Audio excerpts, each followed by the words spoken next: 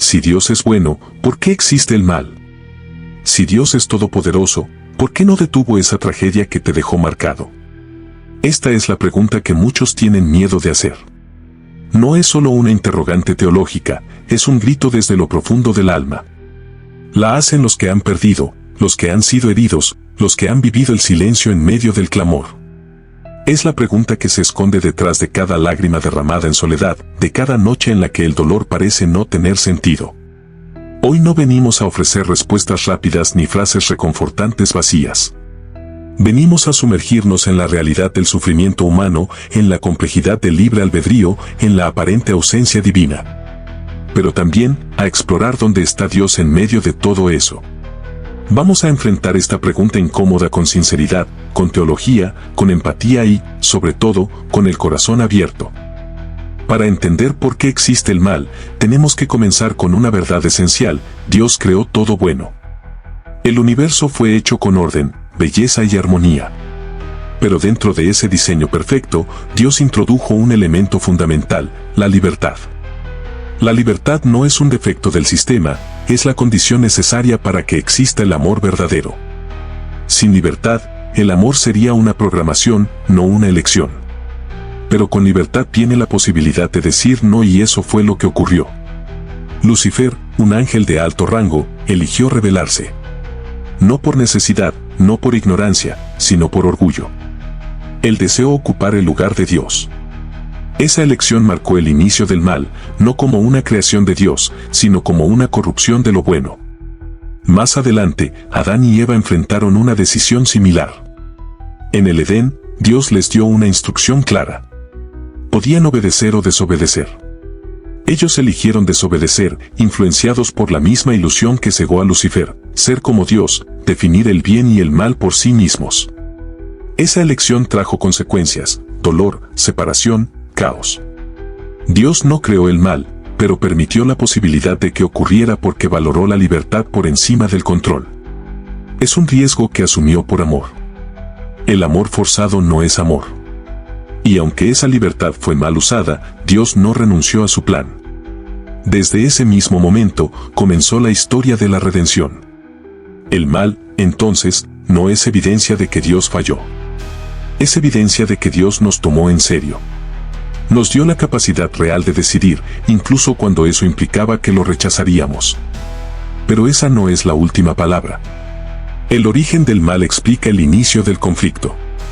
La respuesta de Dios a ese conflicto, su justicia, su gracia, su plan de restauración, es lo que transforma esta historia en una de esperanza.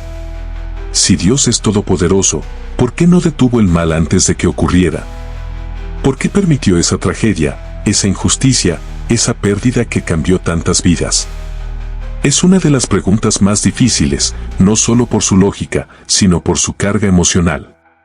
Porque detrás de esa pregunta, muchas veces, hay dolor real, heridas abiertas. La respuesta comienza con una verdad fundamental: Dios nos dio libertad. Y si Dios interviniera cada vez que alguien está a punto de hacer el mal, esa libertad desaparecería. Si Dios bloqueara cada mala decisión antes de que ocurriera, no viviríamos en un mundo real, sino en una ilusión controlada, sin responsabilidad moral ni consecuencias. Seríamos marionetas, no personas libres. El mal no persiste porque Dios lo apruebe, sino porque eligió no anular nuestra libertad. Cada acto de injusticia es un recordatorio de cuán profundo es ese regalo y cuán peligrosa es su malversación. Dios podría forzar el bien, pero eligió algo más profundo: formar corazones que lo elijan libremente. Esto no significa que Dios sea indiferente. En la Biblia y en la historia, vemos momentos donde interviene, guía, corrige y consuela. Pero no lo hace a costa de nuestra libertad. A veces permite el dolor porque a través de él forja carácter, produce reflexión o incluso evita males mayores que no alcanzamos a ver. El ejemplo más claro está en la cruz. Dios no intervino para salvar a su propio Hijo del sufrimiento. Lo permitió, y a través de ese dolor, redimió al mundo. A veces, lo que parece abandono es parte de un propósito más grande que aún no entendemos. Dios no interviene de forma arbitraria. Él actúa con sabiduría, con amor y con una visión eterna. Nosotros vemos el ahora, Él ve la totalidad. Aun cuando no entendamos sus razones, podemos confiar en su carácter. Porque su silencio no es ausencia y su paciencia no es debilidad. Dios no intervino porque eligió respetar lo que Él mismo estableció, que el amor y la fe solo son reales cuando se eligen libremente, no cuando se imponen. Y en ese espacio de libertad, aunque el mal se manifieste, también lo hace la posibilidad de redención, de justicia y de una esperanza que no depende de las circunstancias. Cuando el dolor llega, no pide permiso. Entra como una tormenta y arrasa con todo lo que conocíamos. Nos deja vulnerables, confundidos, rotos. Y en ese momento, parece que no hay nada bueno que rescatar. Pero con el paso del tiempo, muchos descubren algo inesperado, que el dolor enseña. No porque sea bueno, sino porque revela. El dolor nos obliga a detenernos. Nos confronta con lo que somos y con lo que realmente importa. Nos quita lo superficial y deja lo esencial. En medio del sufrimiento, aprendemos a valorar lo simple, lo eterno, lo verdadero. Aprendemos a mirar hacia adentro y hacia arriba. Romanos 8:28 no dice que todo lo que nos pasa es bueno, sino que Dios puede usar todo para bien. José fue traicionado, vendido, encarcelado, pero terminó siendo instrumento de salvación. Job perdió todo, pero en el quebranto encontró una revelación más profunda de Dios. Y Jesús, en su dolor extremo, nos abrió el camino a la redención. El dolor, si se enfrenta con fe, se convierte en una herramienta de transformación. Nos humaniza. Nos conecta con otros.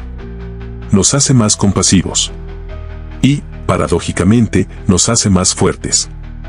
Hay personas que nunca hubieran desarrollado su carácter, su propósito o su ministerio si no hubieran pasado por la noche oscura del alma. Pero no es automático. El dolor puede endurecer o puede purificar. Puede amargarnos o puede hacernos crecer. La diferencia está en cómo lo enfrentamos.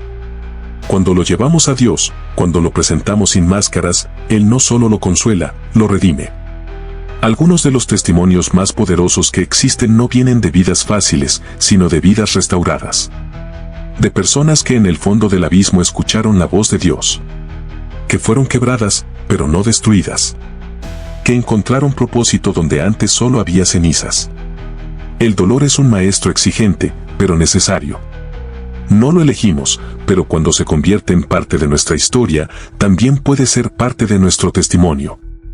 Porque a través del sufrimiento, Dios forma en nosotros algo que el éxito nunca podría producir, una fe auténtica, una esperanza inquebrantable y un amor que ha sido probado en fuego. Cuando el alma grita de dolor, la primera reacción humana es buscar a Dios o reclamarle. ¿Dónde estás, Señor, cuando mi mundo se derrumba? ¿Dónde estabas cuando perdí lo que más amaba? ¿Por qué no respondiste cuando te supliqué? Estas preguntas no son falta de fe. Son expresiones honestas de un corazón quebrantado. Y la Biblia no las censura. De hecho, las recoge. David clamó, ¿hasta cuándo, Señor, me olvidarás para siempre? Salmo 13:1. Jesús mismo, en la cruz, gritó, Dios mío, ¿por qué me has desamparado? Mateo 27 versículo 46. El dolor no aleja a Dios, al contrario, lo atrae. Porque nuestro Dios no es indiferente. No es un ser lejano, frío o ausente. Es Emmanuel, Dios con nosotros. Es el que se hizo carne, que caminó entre nosotros, que se cansó, que lloró ante una tumba, que fue traicionado, flagelado y crucificado. Él conoce el dolor porque lo vivió. No desde un trono, sino desde una cruz. El Salmo 34 versículo 18 lo dice sin rodeos. Cercano está Jehová a los quebrantados de corazón. Dios no siempre elimina el sufrimiento, pero sí promete estar presente en medio de él.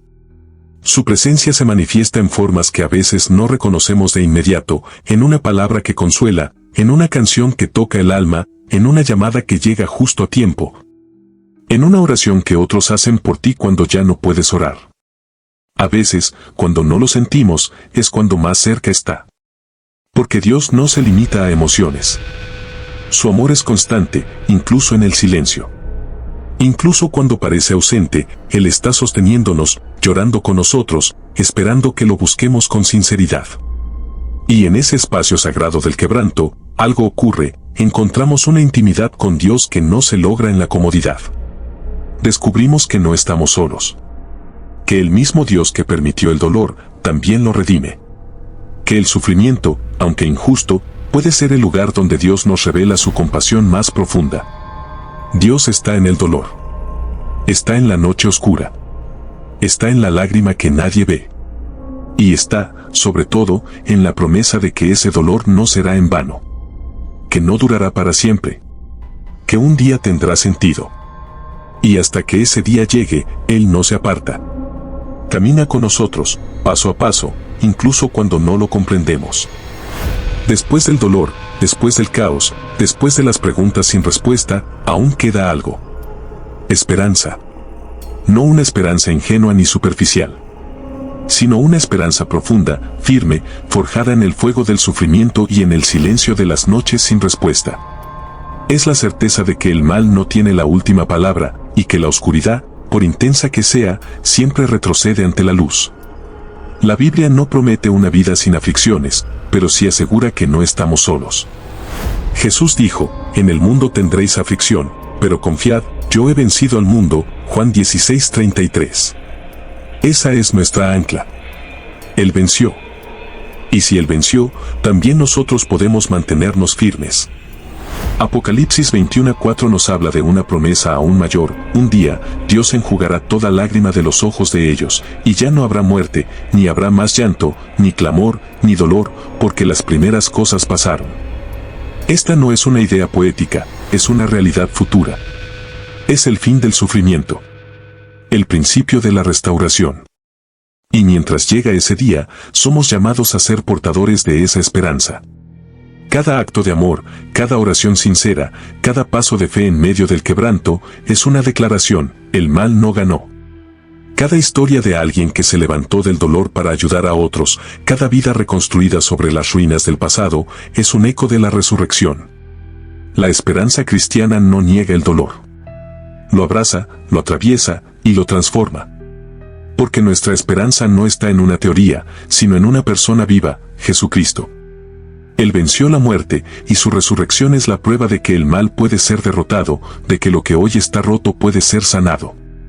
Así como una semilla muere para dar fruto, muchas veces nuestros momentos más oscuros son el terreno donde germina lo eterno. Y es ahí donde comprendemos que la esperanza no es evasión, sino resistencia.